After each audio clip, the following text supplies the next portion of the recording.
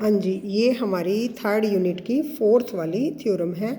Third theorem जो हमने की थी वो की थी variance is minimum for the fix total size of this.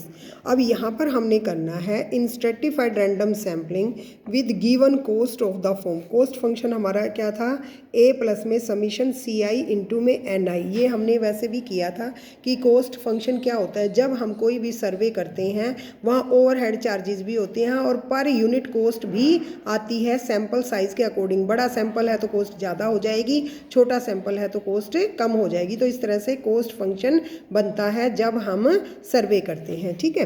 तो इस तरह से कोस्ट फंक्शन ये होता है। अब कह रहा है कि वेरिएंस मिनिमम होगा, क्योंकि हमने बताया था कि ऑप्टिमम एलोकेशन हमारा कैसे कैसे हो सकता है, वेरिएंस मिनिमम हो सकता है अगर हमारे पास कोस्ट साइज क्या हो, फिक्स हो, ठीक है।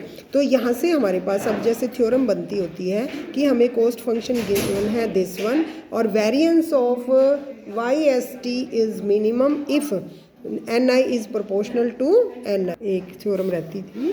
तो यहाँ से हमारे पास N I is proportional to N I S I under root C I. तो यहाँ पर हमने क्या दिखाना, हमने वेरिएंस को मिनिमम दिखाना है subject to condition cost function. तो कोस्ट फंक्शन की हमारी इक्वेशन है c is equal to a plus में दिस वन। तो इसको हम क्या लिखेंगे, समीशन सी आई इधर कर लेते हैं और c माइनस में a उधर ले जाते हैं, ठीक है। अब इस एक तो ये फंक्शन है और एक ये वाला फंक्शन है, इन दोनों को हमने कनेक्ट करना है क्योंकि हम इनको मिनिमा निकालना है। तो कनेक्ट करने के लिए हम क्या कर लेंगे, साई जैसे हमने ये वाला किया था फाई से, आप चाहे यहाँ पर क्या लिख सकते हो, फाई लिख सकते हो। फाई एक फंक्शन बनाया जिसके अंदर variance of Y S t plus में लैम्डा मल्टीपल ऑफ दिस।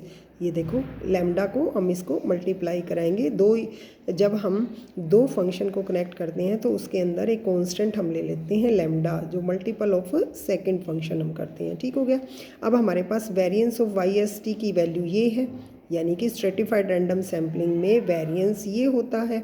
यहाँ पर हमारे पास अब हमने इसको इस फंक्शन को मिनिमा दिखाना है, ठीक है। ये lambda is a Lagrangian multiplier. क्यों कहते हैं लैग्रांजियन मल्टीप्लायर है, क्योंकि हम उसी के अकॉर्डिंग ही लैग्रांजियन मल्टीप्लायर ऐसा कांस्टेंट है जिससे हम कनेक्ट कर सकते हैं दो फंक्शन को, ठीक है, और एक नया फंक्शन बना सकते हैं। तो वो ही हमने बनाया है। अब हमने क्या करना है, इसको हमने पार्शियल डेरिवेटिव निकालना है जैसे हमने पिछले वाले में निकाला था, करली फाई बाय करली एन आई। तो सिमिलरली यहाँ भी हमारा एन आई इज़ इम्पोर्टेंट, यहाँ भी एन आई से मल्टीप्लाई है। तो यहाँ भी हम इसको क्या करेंगे, एन आई के विद रिस्पेक्ट टू इसको डिफ्रेंशिएट करेंगे, पार्शियली डिफ्रेंशिएट, और हम इनको समीशन को कंसीडर नहीं करते होते हैं, ठीक है। तो यहाँ पर हमारे पास N I S I this one by this one हो गया। तो यहाँ से ये देखो एस आई और ये वाला बाय एन आई है तो माइनस वन बाय एन, तो इसकी क्या हो जाएगा एन स्क्वायर प्लस में लैम्डा सी आई। यहाँ पर लैम्डा एन आई की वैल्यू 1 हो गई। ये इधर से हम यहाँ पर इक्वल टू 0 करते हैं मिनिमा के लिए, और इसका सेकंड डेरिवेटिव निकालोगे जैसे हमने पिछली वाली थ्योरम का निकाला है, तो स्क्वायर्ड हो जाएगा और यहाँ पॉजिटिव हो जाएगा, तो वो भी आप निकाल के दिखाओगे। तो तभी ये मिनिमा है क्योंकि सेकंड डेरिवेटिव क्या है, पॉजिटिव है। तो यहाँ से हम इधर लेके जाएंगे लेफ्ट हैंड साइड, तो एन आई स्क्वायर्ड में एक बार लिख लीजिए और फिर उन स्क्वायर्ड का अंडूड ले लेंगे तो हमारे पास ये आ जाएगा, ठीक है। यहाँ से मेरे पास लैम्डा की वैल्यू कैसे लेंगे, जब हम इन दोनों तरफ पहले हम कंसीडर कर लें समीशन, तो यहाँ भी समीशन और यहाँ भी हम समीशन ले लेते हैं, ठीक है। जब हमने दोनों साइड में समीशन ले लिया और यहाँ से हमारे पास लैम्डा की वैल्यू क्या आ जाएगी, समीशन इज इक्वल टू, ये इसके नीचे ले रखा है देखो, सी आई इज़ दिस वन और ऊपर समीशन, नीचे हमारे पास अगर हम समीशन एन आई में लेते हैं, summation n i is equal to n लेंगे। जब हम समीशन ऊपर नीचे समीशन आ जाएगा, इस साइड समीशन आएगा तो इसको एन ले लोगे, एन नीचे चला जाएगा इसके साथ, और यहाँ से मेरे पास ये जो चीज़ है इसके साथ क्या हो जाएगा, समीशन हो जाएगा। वो नीचे का समीशन इसका जो है समीशन एन बन गया, और यहाँ पर सी आई ऊपर लिख लिया और लैम्डा उधर ले गए। इस लैम्डा की वैल्यू वापस मैंने कहाँ रखी, 7.56 में। जब हम इसमें वैल्यू पुट करते होते हैं तो व्हाट यू गेट कि एन आई क्या होना चाहिए, जब हम वैल्यू पुट करते हैं लैम्डा की तो ये बन जाता है।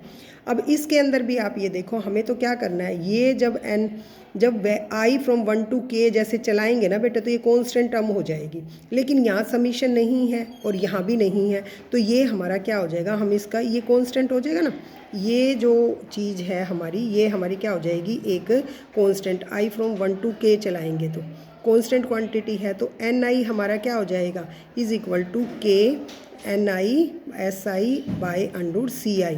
तो इसको हम क्या लिख सकते हैं, इसको लिख सकते हैं K को प्रोपोर्शनलिटी का साइन दे देंगे, तो ये हमारे पास क्या बने, NI is proportional to. Similarly जैसे हमने पहले वाली की थी सेम हमारे पास है। इसका मतलब क्या है, NI इज़ स्ट्रेटम साइज हमारा क्या होना चाहिए, लार्ज होना चाहिए। स्ट्रेटम जो वेरिएबिलिटी है SI भी ज़्यादा हो जाएगी और हमारे पास कॉस्ट पर यूनिट हमारी लो हो जाएगी इन दैट केस। तो ये हमारे पास इस तरह से कॉस्ट फंक्शन काम करता होता है। तो ये हमारी क्या है, फोर्थ थ्योरम है। ये जो दोनों थ्योरम है, third theorem and fourth theorem, कभी ये वाली आती है कभी ये वाली आती है, तो इस तरह से रिपीट होती हैं ये। तो ये ज़रूर आप कर लो, सिमिलर है। केवल यहाँ पर हमने क्या किया है, वेरिएंस जो हमारा है सेम है, ये variance of stratified random sampling, यहाँ हमने कॉस्ट फंक्शन लिया है। थर्ड के अंदर हमने क्या लिया है कि हमारा जो साइज है NI is equal to N हो जाए, NI क्या हो जाए, समीशन NI is equal to N हो जाए। तो ये दो फंक्शन है, वहाँ पर हमारे पास इसकी जगह हमारे पास कॉस्ट है। कॉस्ट हमारे पास क्या बनती है, जैसे कॉस्ट वाला फंक्शन हमारा क्या बनता है, ये वाला बनता है। ठीक हो गया, ये देखो कॉस्ट फंक्शन दे दिया। तो यहाँ से इन दोनों को भी कनेक्ट किया, जैसे हमने इसके अंदर कनेक्ट किया था। दोनों को हमने पार्शियल डेरिवेटिव NI के विद रिस्पेक्ट टू निकाला, और ये थोड़ा सा हाथ से एक बार करके देख लेना आराम से, फिर ये हो जाएगा आपका। ठीक है।